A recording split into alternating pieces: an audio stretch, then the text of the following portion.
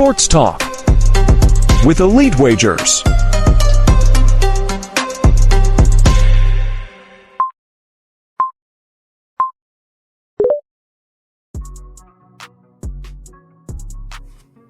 Yo. Welcome back to another episode of Sports Talk with Elite Wagers. I am your host, Elite Wagers. We've been in this now for about 4 weeks. I think this is the fourth week in this new podcast that I've started.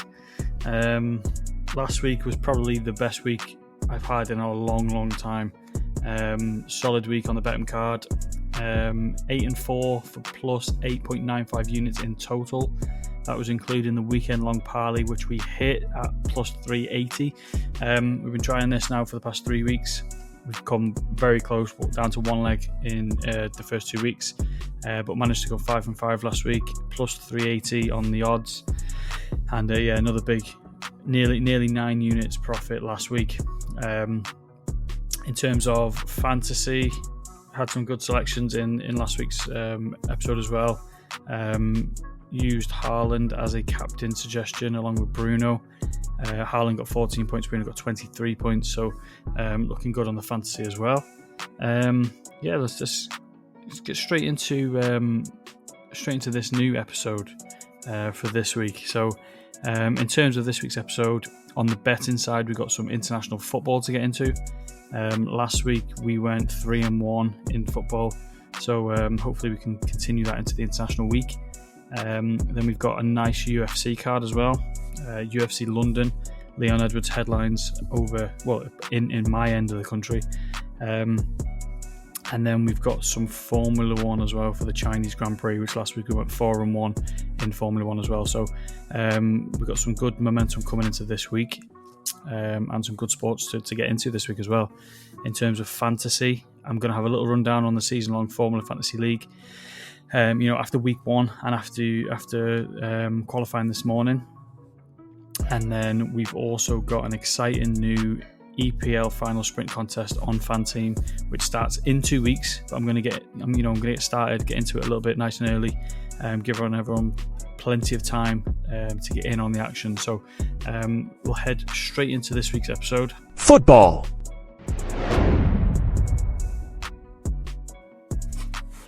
So as mentioned, it's international week now for, I think it's the next 10 days. We've got the Nations League to get into and World Cup qualifiers as well. I've tried to stick it to pretty much European. I did look at the Copa America tournaments and the Gold Cup tournaments, but didn't really have any feels for those. We're going to go into the Nations League and obviously the World Cup qualifiers as well. I've tried to stay away from the majority of the big games.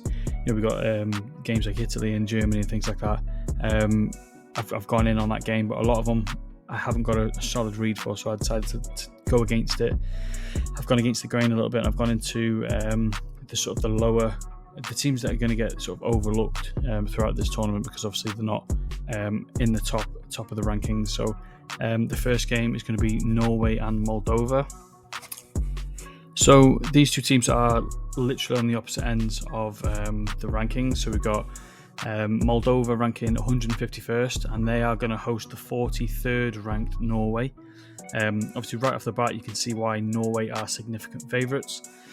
There's over 100 ranking places between the two teams. Norway have a large amount of talent. Their strike force is obviously led by Erling Haaland, and they've got Sørloth as well, who plays for Atletico Madrid. They've combined for 44 domestic goals this season so far. With a striking duo that lethal, you can see why goals aren't too hard to come by, with all 5 of the last 5 games having over 2.5 goals for Norway.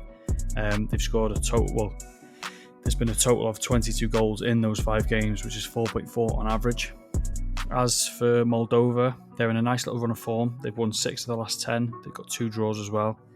They've remained competitive in most games. They've scored in 8 of the last 10 games, but the over 2.5 hit in only 3 of those games. Being at home has helped Moldova, last year. They scored 2 or more in 4 of 6 total games, whereas Norway playing away struggled They've won just 1 in 4 games, with 3 going over 2.5 goals. They conceded also in 3 of those 4 games. I think the firepower of Norway is going to be crucial in this game, and I believe they are going to be able to bag a few goals. But I also believe they will allow a goal to Moldova, so don't rule out Moldova entirely. This will be their toughest test yet, but I think they'll rise to the occasion and be able to contribute to the over as well. So got 2 plays in this one. We're going to go 1 unit on both. Over 2.5 goals at -125, and then I'm going to go for Moldova to score at odds of +137 as well. And kind of sticking with the same format, going with the game that's sort of going to be overlooked by the big games, England and all that kind of stuff. It's going to be Montenegro and Gibraltar. These 2 teams again separated by over 100 world ranking positions. Montenegro haven't yet qualified for the World Cup since they joined the FIFA competition in 2007. They're also chasing their first World Cup qualifying win since 2021. Their form does suggest that they're going to struggle against any opponent. The last 10 games, they've lost 7, and they've actually been 7 straight as well. And that's before beating Turkey in a friendly last year. During that 7-game losing stretch, they struggled to score. They scored just twice in those 7 games, and they conceded 13. Obviously meaning they've conceded a goal in 8 straight games now. Gibraltar are also chasing their first qualifying win, but unlike Montenegro, their recent form suggests it shouldn't be too long until they get it. They've gone unbeaten in 7 straight games, 5 draws, 2 wins, and that's a huge confidence boost headed into this game. Although Gibraltar's games haven't been full of goals, the games have been under 3 goals in 9 out of 10. So goals have been very hard to come by in these games for Gibraltar.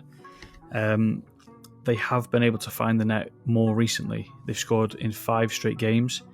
Home games for Montenegro haven't helped them much, winning 3 and losing 3. But they've conceded in 4 of those games as well. And they didn't blow many teams away in their wins, keeping their wins within 2 goals.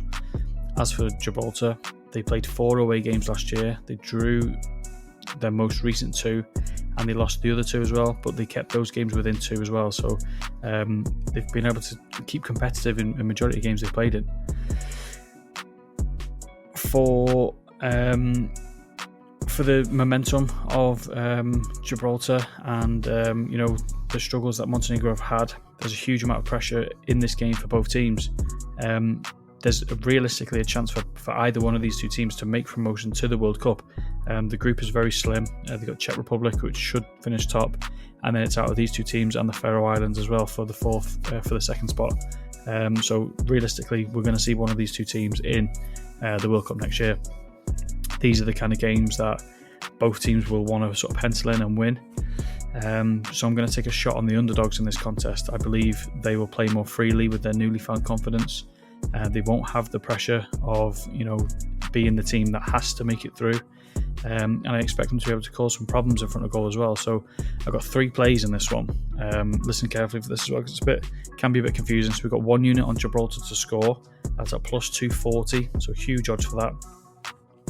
We're going 1 unit on the +3 handicap at +100 as well, and then I'm going for a 0.25 unit on Gibraltar or draw at +1,000.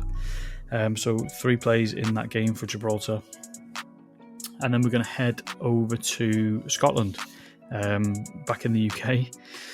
Scotland actually beat Greece a few days ago. This is the second leg of the contest, and that was thanks to a Scott McTominay penalty. That now takes their unbeaten run to 4 in a row after winning 3 straight games. The Greek team have proven to be a bogey team for a lot of the top countries over the years, especially teams from the British Isles. Previous wins against England, Ireland and Northern Ireland taking their record against British Isle teams to 6 wins and 2 losses. Scotland have done a really, really good job to get themselves into this knockout position, and they won't go down without a fight. They're a really gritty team. They grind out wins, they grind out results. They're never really out of any contest, and in fact, over the last 10 games, they've only lost by more than 1 goal just once, and that was against Germany. With Scotland taking the 1-0 win, away win, advantage back to Scotland, I think they can grind out another tough win. but I'm going to go with Scotland draw no bet, just in case. I'm happy enough to get the stake back if they do draw, but I think Scotland can win, and that's at minus 120. And then, as mentioned before, I'm going to go for the Germany and the Italy game. So Germany are another team who won their away leg. They bring a 2-1 lead back into Germany for the second leg against Italy. Italy's recent form is a sign that they have struggled against top-ranked opponents. They've also struggled to consistently beat Germany in the past, with 0 wins in the last 5 head-to-heads. That obviously gives Germany the psychological advantage. If you add to that the fact Germany haven't lost in 90 minutes since 2023, that's another huge psychological advantage and a huge boost for this German team. Germany playing at home, again, is another big boost for them. It's a tough task to ask any team to beat them at home. They've won 8 of the last 9 home games since 2023. More interestingly, they've not conceded in any of the last 5 home games, winning by a combined of 17-0. Italy have a tough challenge ahead, and a challenge I don't think they are ready for. So I'm going to go for a 1 unit on Germany moneyline at minus 130. And then finally, the final football play is going to be in the Hungary and Turkey game. Turkey took a 3-1 victory a few days ago. They played out a really thrilling game. Hungary struggled to, keep the ball out of their net. They conceded 8 in the last 3 games, but they have also been able to find the back of the net themselves. They've scored 5 in the last 5 games too. Historically, when Hungary concede 2 or more goals, they tend not to win the game, so their main task will be to slow down Turkey, who are a very high-powered offense. Turkey are a hit-and-miss team in terms of the amount of goals scored, but they can score a few goals on occasions. They've actually scored 2 or more. They've only lost 2 games in the last 10 when they've scored 2 or more. So scoring 2 or more, they tend to win games. With the game now going back to Hungary, losing by 2 on the aggregate scoreline, Hungary will need to press to try and reduce the gap. I believe they will be able to score against Turkey, but I don't believe they'll be able to stop Turkey either. Obviously, needing goals can lead to themselves being open at the back, giving Turkey a ton of opportunities, and you don't want to be giving this team any opportunities. A goal from Turkey will mean Hungary need to score 3, so I'm expecting goals, and more goals in this game. So I'm going to go with Hungary and Turkey over 2.5 goals at plus 120. Formula 1.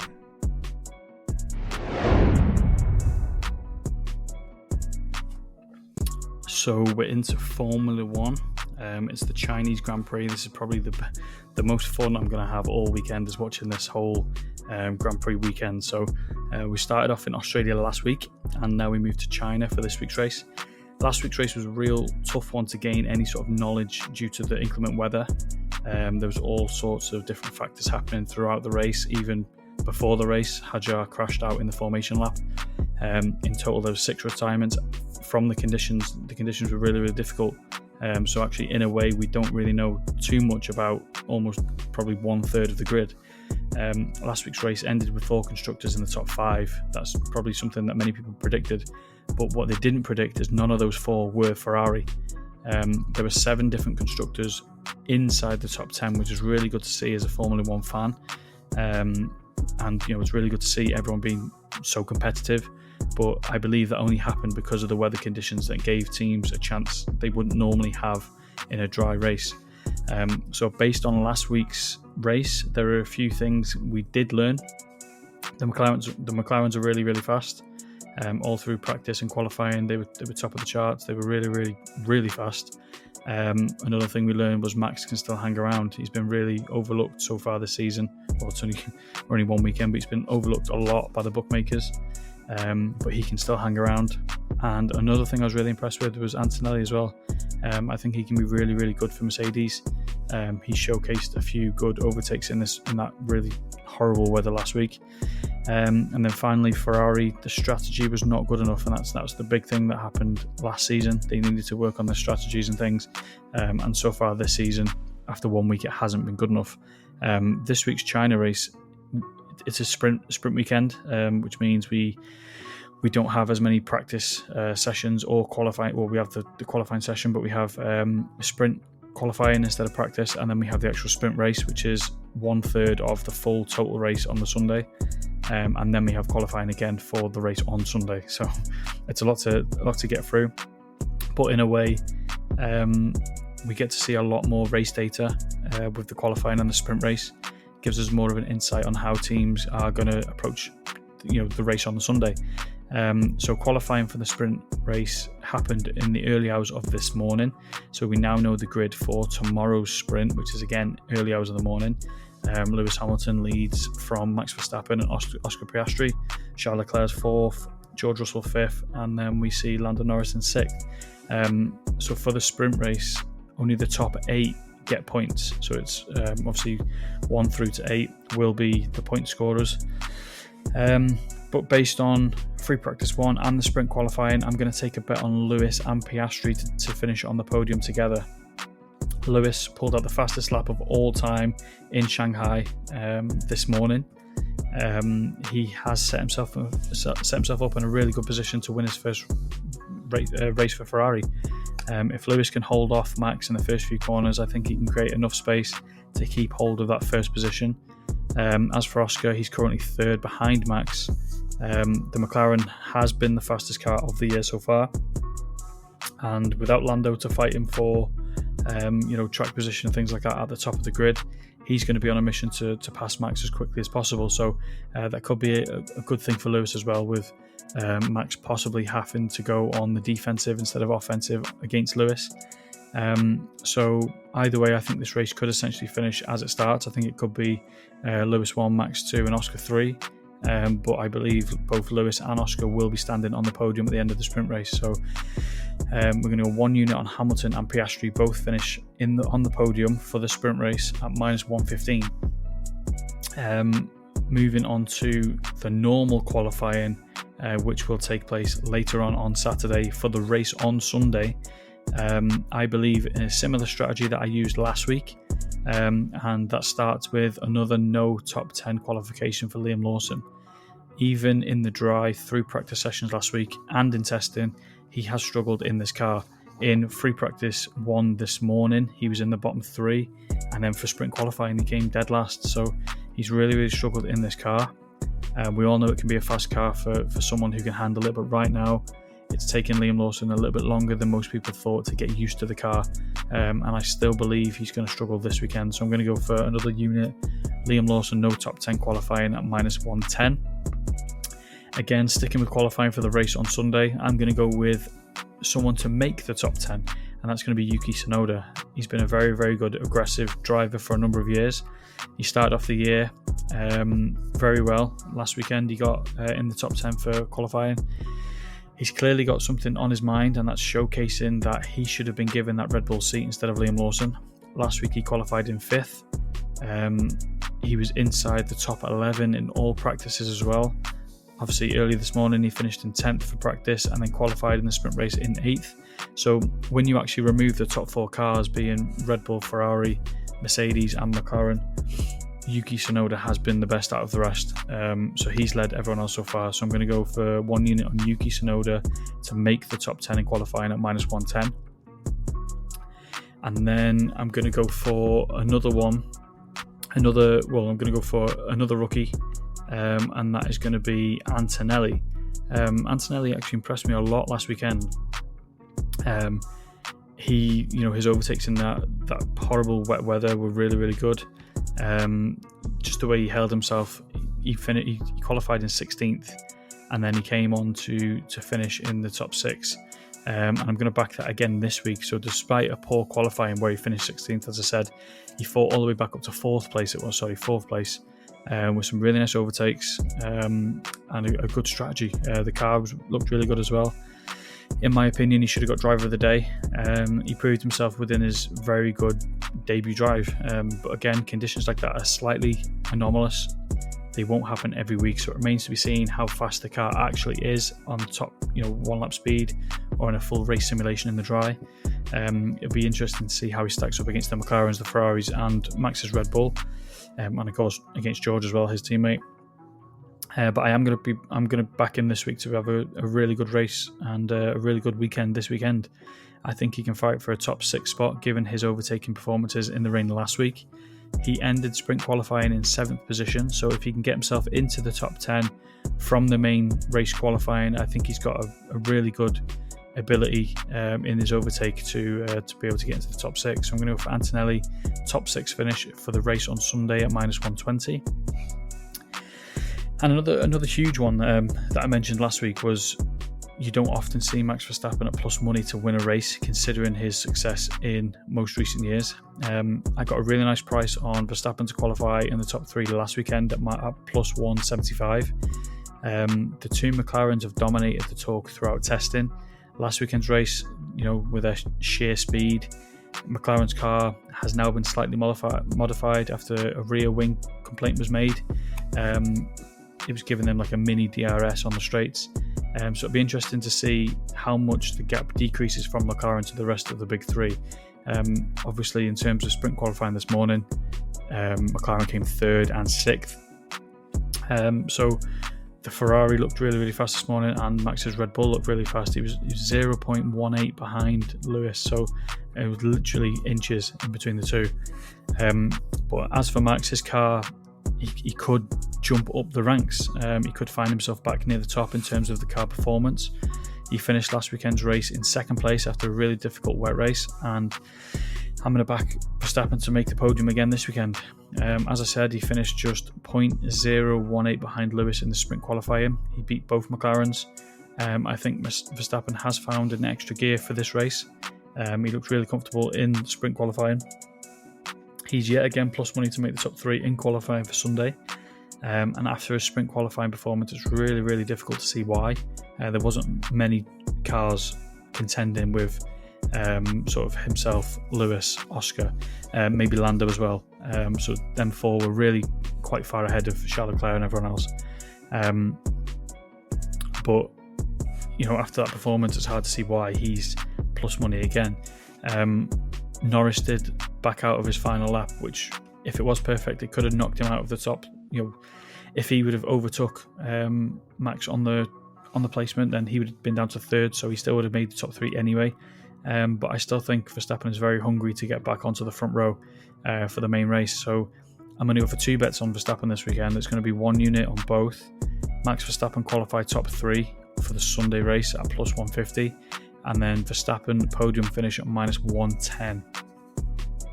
UFC and boxing.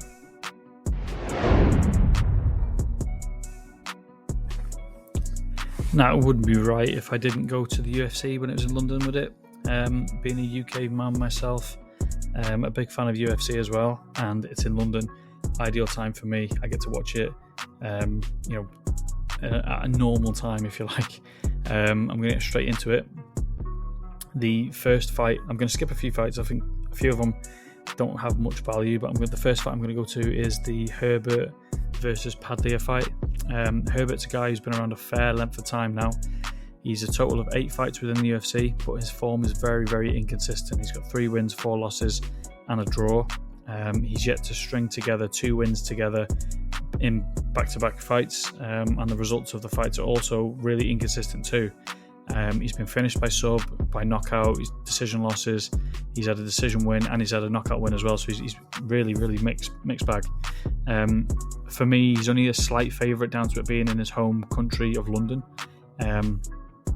Home country of England, in London, but the value for this fight, in my opinion, lies with the opponent, Padilla. So Padilla is a UFC newbie. He's got 2 UFC fights to his name, both being stoppage wins. In all contests, he's on a 5-fight win streak. He possesses, most tools for in all aspects of fighting. He's got 8 KO wins in his career, 5 submission wins, meaning 13 of his 15 wins have been inside the distance. His 5-fight win streak also consists of 5 stoppage wins as well. So Padilla, he owns the stat comparisons. He's got 5.8 significant strikes per minute, 68% accuracy to Herbert's 3 strikes per minute with 51% accuracy. Herbert isn't much of a grappler. He doesn't attempt takedowns as much, but Padilla is averaging 3 with 75% success. In my opinion, I believe the consistency of Padilla is much easier to back. He also still has lots to prove, and a huge win in London would be a massive statement to make. So I'm going to go with 1 unit on Padley and money line at plus 100. Now this next fight I've gone for, you're gonna have to hear me out on this one. It's an Englishman against a Scotsman.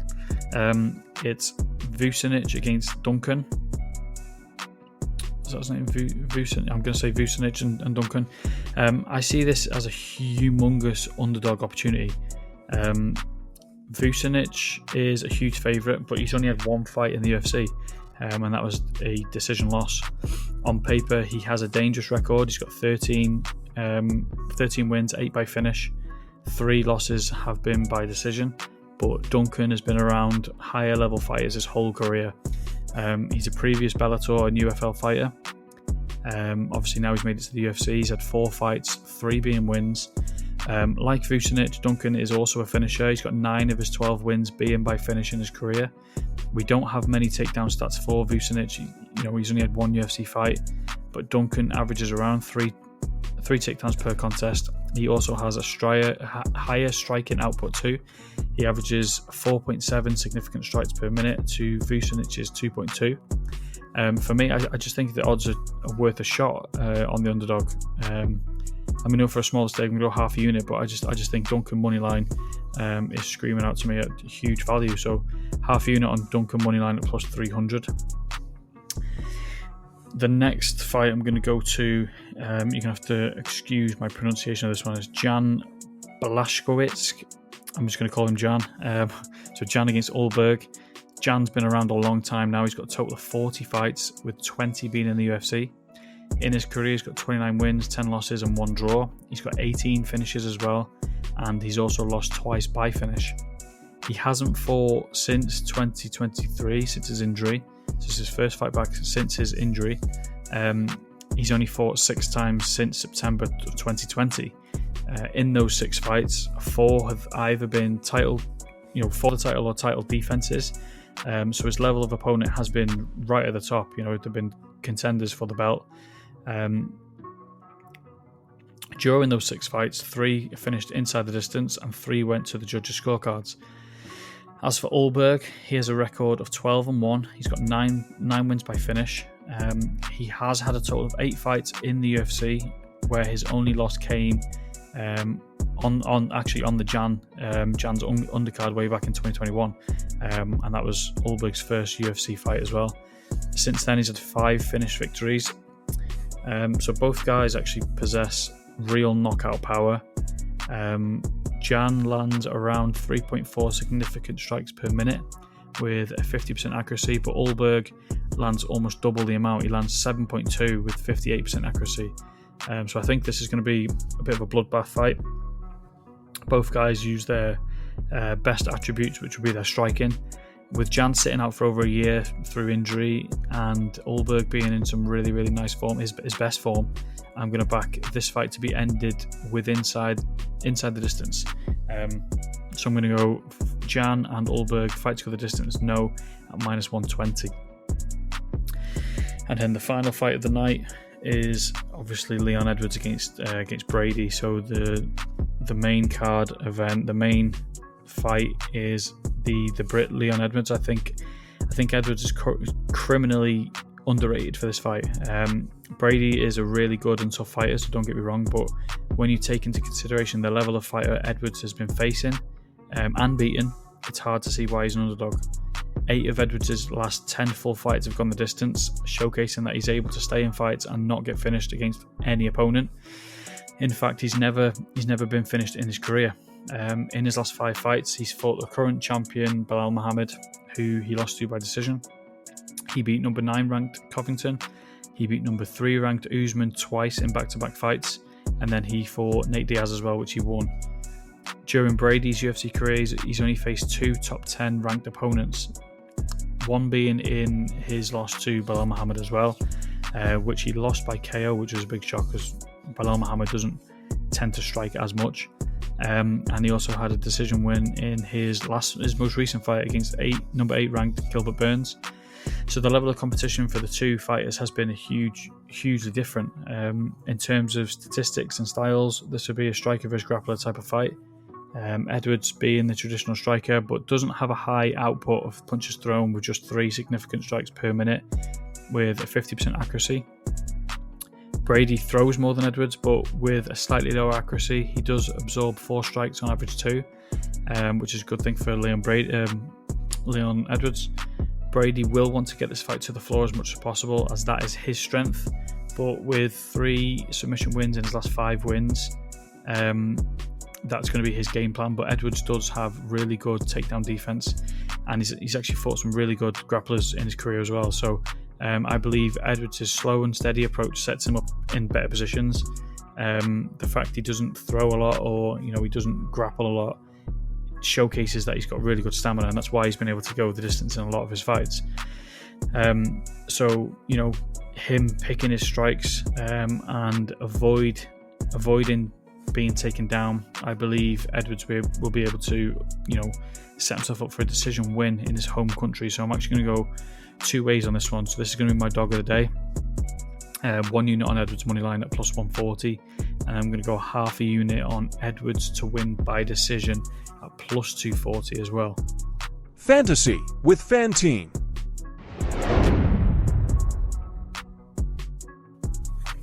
So I decided to mix up the order a little bit this week. Normally I tend to do football and then fantasy, and then get back into some sports betting again, but I've decided to do all the sports betting first, and then I'm going to focus on the fantasy side towards the end of the episode, which is now. So for those of you that have been here before, you'll know that I've been partnered with FanTeam now for a few weeks.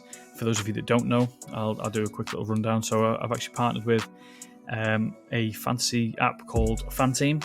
They're a daily fantasy site, and they are the biggest in Europe. They're the biggest and the best, with over hundreds of contests throughout each week, ranging from sports from football to formula, baseball, basketball, hockey, you name it, it's on there. Really good value for players and things like that as well. So really good contests for high prize pools. And like I said, I've been partnered on there now for a few weeks, and they've actually given me my own exclusive sign-up link that will be in the description of this episode. And if you click it and you sign up, you bet £10, you get £25 free, and then you will get an extra £10 for the entry for the EPL Final Sprint, which is what I'm going to be talking about in about 10 seconds. So make sure you click on that link, sign up, follow all the prompts and things like that, and you'll be getting £35 free if you do everything right. So I'm actually really excited for the segment this week. That's why I decided to leave it till last. I can focus on this more than anything else. So I missed out on a season-long contest for the Premier League at the beginning of the season. So if you're like me and missed out on that, this is an ideal opportunity to get back into kind of like like a mini season, if you like.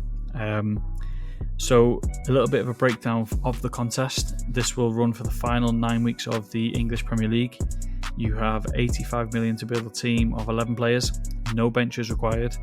You receive 3 free transfers each week, and there is also a safety net feature, which I really, really like. This safety net feature means if a player you select doesn't start, they will be replaced by a player from the same team in a similar position, and similar price. Again, the safety net feature is a really cool thing to have. It means you can play with a little bit more risk of your selections, knowing you won't fully lose out on players or points from the players if they don't actually start. I'm going to go down for the normal fantasy route, the way I normally do it. So captain suggestions, some value picks, and I'm going to do some must-haves as well. So for captain suggestions, there aren't many players for a captain selection aside from the obvious 3, in my opinion. Haaland, Salah, and Isak will be used by almost everyone for this contest.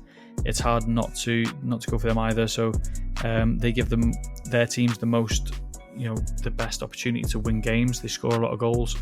So it's a no-brainer to select any of these 3, and it's too risky not to pick one either.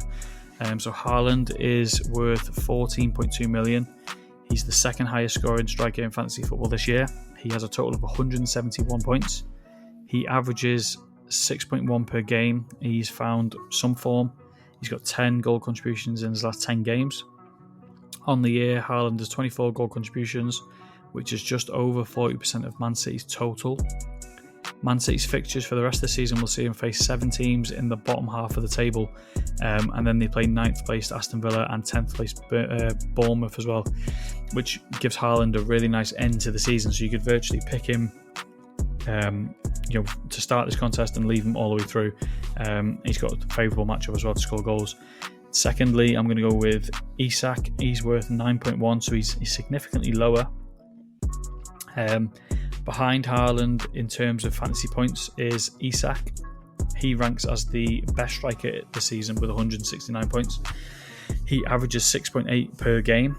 Like Haaland, Isak has 24 goal contributions, which actually accounts for 50% of Newcastle's total. Newcastle have a run of 7 games where they place teams ranked below them in the league, with Villa being the most difficult in that span. Newcastle are close to a top 4 finish, and winning those types of games are crucial. If they want to win those games, they're going to have a certain goal scorer to pop up and bag some goals. And then thirdly is probably my pick for fantasy captain. It's going to be Mohamed Salah. He's worth 13.2. Salah has the most fantasy points in the league this season by a huge 125 points.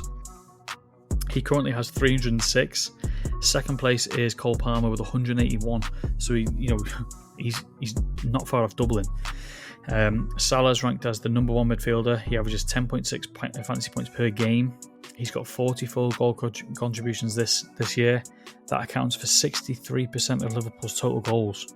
Liverpool have a run of 5 games where 4 of those teams are sitting outside the top 10, which gives him some nice matchups for the foreseeable future. But he's the type of player that you sort of buy in and you don't get rid of. But with him having some nice favourable matchups in the next 5 weeks, you could essentially pick him and Haaland as your captains and keep swapping backward and forwards. Moving on to some value suggestions. So a little recap on why I do a value suggestion. The whole point of the value suggestion is these are players that are under the average amount per player. So the average amount per player is around 8 million. So these are going to be under 8 million. These players will have a high upside in their point scoring. Maybe they've got a nice run of form, favourable matchups. Maybe they're just coming off an injury, whatever the reason for being so lowly valued. And it's also good to have one of these, or a few of these value suggestions in your team to try and reduce the price of your team, so you can get the likes of Salah and Haaland together. So the first one's going to be Tavernier. He's worth 5.4 million. As a value option, I think Tavernier is an ideal pick. His form isn't very consistent, but he can score points for your team. He averages 3 points per game, but does have 9 goal contributions, so he can pop up with a few extra from time to time as well. He's also a guy who's been often overlooked, only being selected a handful of times from teams. So Bournemouth they do have some tough games, but they do have some favourable games. But they do have to play Arsenal and Man City in the final 4 games of the season. But again, Bournemouth are sitting in 10th. They're not far off European football place either, so they're going to need to win these games, and they're going to need their top players like Tavernier to step up and get some assists and some goals. Second is going to be Munoz. He's going to be in a lot of my teams. He's actually ranked as the 2nd most informed defender in the league right now. He's the 6th best overall, averaging 4.1 points per game. Munoz plays as a wing back, so majority of the time he's playing more midfield than defence, which can be a good thing. His point scoring will be higher as a defender scores more points for attacking than an attacker. Munoz has only scored under his average in 3 of his last 11 games, so he's scoring 4 or more on a regular basis. He has 9 clean sheets. He's got 8 goal contributions. Crystal Palace are fighting for top 10 position in the league, and they do play some really, really tough teams. They play 4 of the top 6, and they are one of the 2 teams who have double game week this week as well, for this tournament as well. So he actually has 1 extra game to score more points, so he plays 10 times, but everyone else plays 9. So he's got some really good value on him. He's 5 million for Munoz. Another one I'm going to go with is João Pedro for Brighton. He's their striker and he's worth 6.3 million. So I've backed him a few times. You would have heard me talk about him a few times. So despite firing a blank last week in Man City's game, Pedro is ranked as the most informed striker right now. He's averaging 4.8 points per game, putting him inside the top 10. He has 30 points in his last 4 games, and he had 1 point against Man City, meaning he had 29 in the previous 3 games. Brighton are 7th, fighting for European football next season, and with their current schedule they're in, they're in prime position to do so. They only have to play Newcastle and Liverpool, who are higher in the table than them. So I fully expect Pedro to go and be their go-to guy, for him to add to his 14 goal contributions in his 20 starts. He's got a really good goal scoring contribution form as well. And then we're going to go to some must-haves. I don't normally do this, but for me, they're not sort of a value play, and they're not sort of a captain suggestion. They're just a player I believe you have to get those extra points. And one of those players is Bruno Fernandes for Man United. He's 8.5 million. He has the 6th most fantasy points in the league this year. He's playing on one of the worst teams in the league as well. Man United haven't been good all season, but he's been by far their biggest bright spark. He gives them the best chance to win games with his creativity. He averages 5.4 points per game, ranks him as the 4th best midfielder this season. In his last 3 games, Bruno has 5 goals, 2 assists. Resulting in 7 points for Man United. Also, in his last 4 Premier League games, he scored 9 or more in all 3. He's also got 10 goal contributions in his last 7 games. United they've got a very difficult stretch of games. They face Man City, Nottingham Forest, Newcastle in the next 3 weeks, but no game for Man United has been very easy. So if they want to sort of climb up the table a little bit, they're going to need to win these kind of games, and Bruno's the guy that's going to get them goals, whether that's from set pieces or just sheer brilliance in his creativity. Next up is Chris Wood. He was very close to being a value selection for me, but again, he's a must-have in my team anyway. If you can add Wood to Haaland or Isak or both, then you should get a really nice amount of points from his strikers this season. Wood is the 3rd highest ranked striker behind both Isak and Haaland, averaging 6 points per game. He's still valued behind 10 other players, which is crazy in my opinion. Wood has got 21 goal contributions this season. He's on a little bit of dry patch. He's gone scoreless or no goal contributions in his last 3 games, but he did just score a hat-trick for New Zealand last night, so it hasn't really affected his confidence. Forest have got an ideal schedule to end the season. They faced all 8 teams ranked lower than themselves. So Chris Wood, again, he's going to be that go-to guy for Nottingham Forest to bag some goals and hopefully get them some wins.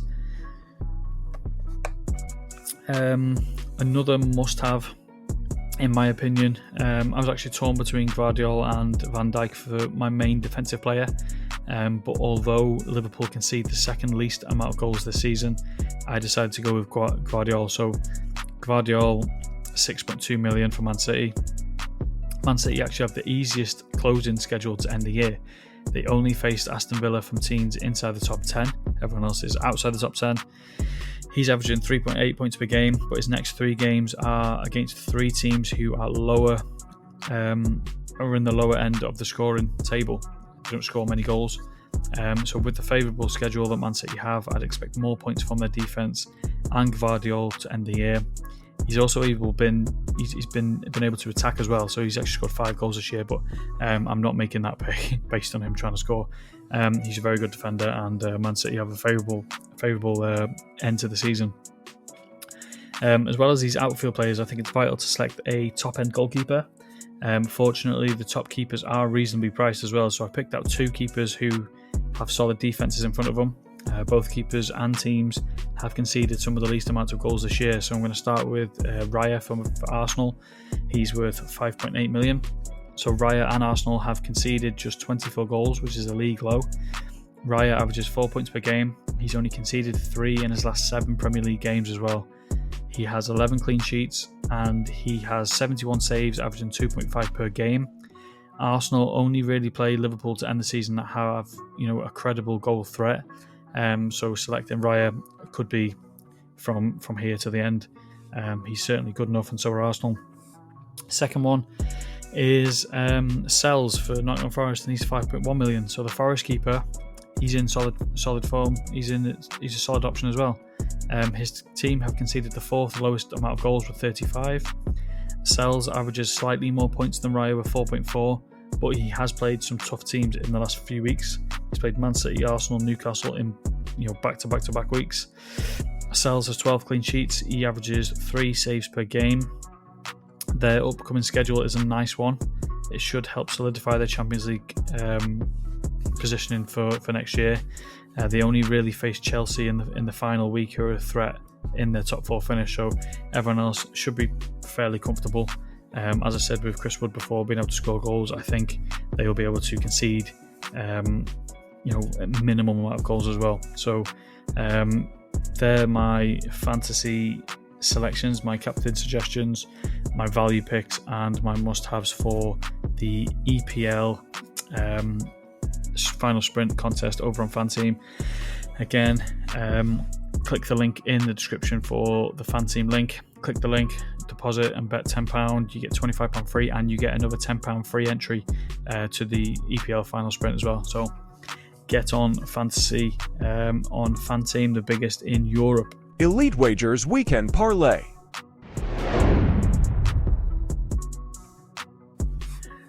So I'm going to end the episode in the normal way with the weekend long parlay.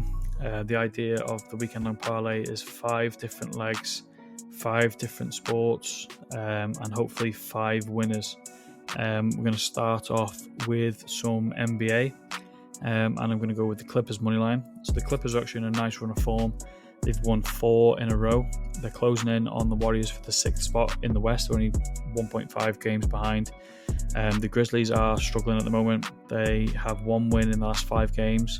They'll be without Ja Morant as he's out with a hamstring injury. In the 4 games that Jarrett Jackson has returned from his injury, he's had just 1 good game, and he's now going to face Zubac as well. The Clippers have the NBA's best net rating at plus 22.6 over the past 4 games. They've also beaten Memphis by 14 points in the most recent meeting about a month ago. Kawhi Leonard and co are riding a 7-game home win streak, and they have won 5 straight meetings against the Grizz while covering the spread in 4 of those games. So I'm going to juice it down. I'm going to go for the Clippers money line as the first leg. The second leg I'm going to go for is in the Nations League, and it's going to be Turkey and Hungary over 1.5 goals. So as I mentioned in the breakdown earlier, I've gone for over 2.5 goals, so I've again juiced it down a little bit. I expect a lot of goals in this game. Hungary need to overcome a 3-1 loss in the previous fixture. There has been 2 or more goals in all 5 of Hungary's last 5 games, and 7 of the last 10 for Turkey. The third leg is going to be in the UFC, and that's going to be Vucinic and Duncan over 1.5 rounds. Vucinic has only had 2 fights end under 1.5 rounds, and his only UFC bout went the distance. 6 of Vucinic's last 11 pro fights have gone the distance too. On the other hand, only 3 of Chris Duncan's last 9 fights ended under 1.5 rounds. Duncan's a very good grappler. He may go for a few takedowns, but Vucinic has a good defense on the ground, so it could take up a lot of time for Duncan and for Vucinic. So over 1.5 rounds there. The next leg is going to be in college basketball. Now, I'm not a college basketball capper, but one of my good friends, Daily College Bets, is. He studies college basketball, college football all year round. He's heavily invested into this, and I asked him for a leg for this parlay earlier today, and he gave me his best option for a college basketball leg, and that is Purdue moneyline. There's nothing much more I can say. If he says to back it, then back it. While I'm here, go and follow him on Twitter. If you go on my Twitter, I repost him all the time. He has solid winners all year round. So get on his Twitter and follow his college basketball for the rest of the March Madness. And the final leg for the parlay is going to be Mercedes, both points to finish in the Chinese Grand Prix. Both Russell and Antonelli have looked really fast throughout the weekend so far. Both finished inside the points last week. For sprint qualifying, Russell finished in 5th and Antonelli in 7th. I expect a similar result for the race on Sunday, with both drivers looking very comfortable in their car. So again, the weekend-long parlay is the Clippers moneyline, Turkey and Hungary over 1.5 goals, Purdue moneyline, Vucinic and Duncan over 1.5 rounds, Mercedes both points to finish, and that's going to be at plus 366. So I appreciate everyone for listening so long. I'm going to wrap this up now. Hopefully we have another solid winning weekend. Last weekend 8-4 for plus 8.95 units. Hopefully we can add to that again with some more positive units. If everyone could head over, click the link obviously for the FanTeam, get involved in the FanTeam. If you can click the Linktree link in my bio, click on all my social medias. You can find me on Spotify, Apple Music, Amazon Music, Twitter, TikTok, Substack, anywhere and everywhere. Go and drop me a follow, drop me a subscription. It's all free, and then that can help me help more people win some money. So hopefully everyone has a good weekend, a good solid weekend, and I'll catch you later.